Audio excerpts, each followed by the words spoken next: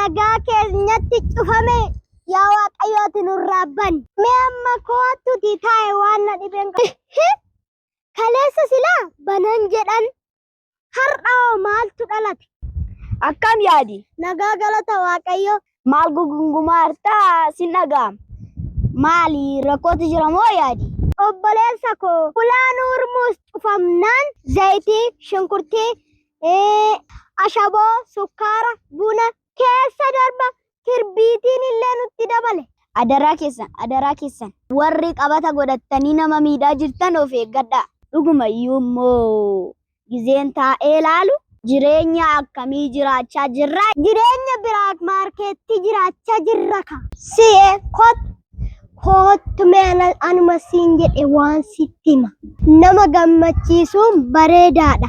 Garuu dursa mataa keetirraa eegali. Keessi keetoo dallanuu akkamittiin nama gammachiista? Rakkoo keerraa, yaaddoo keerraa, dhiphina keerraa hiikkamiitii sana booda nama gammachiisuu yaali. Maalaalaa jirtaa yaadi? Qoy ogummaan barbaada. Eenyutu ogummaa qaba? Ogummaan eessaa argamtii yaadi? Nama hubataa keessaa argamti. Kan biraa yaadi? Kan biraa warra gorsa fudhatan bira jirti. Ogummaan dhumti maalinni yaadi? Ogummaan Waaqayyoon sodaachuudha. Eloo nagaadha. Nagaa Waaqayyoo siif haa ta'u. Nagaa galata Waaqayyoo akkami yaadi ati? Baga naa daawwalteeyyuu wanta si gaafadhe. Maal na gaafattaree? Na gaafadhu ka. Ogummaan inni jalqabaa maal tureyyuu?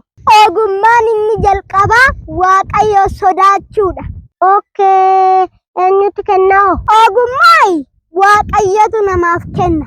Eenyu fa'iif kennamoo? Ay murtii. Ogummaan nama qajeelaadhaaf kennama. Tolee iddoo jirtutti eebbifami kaa.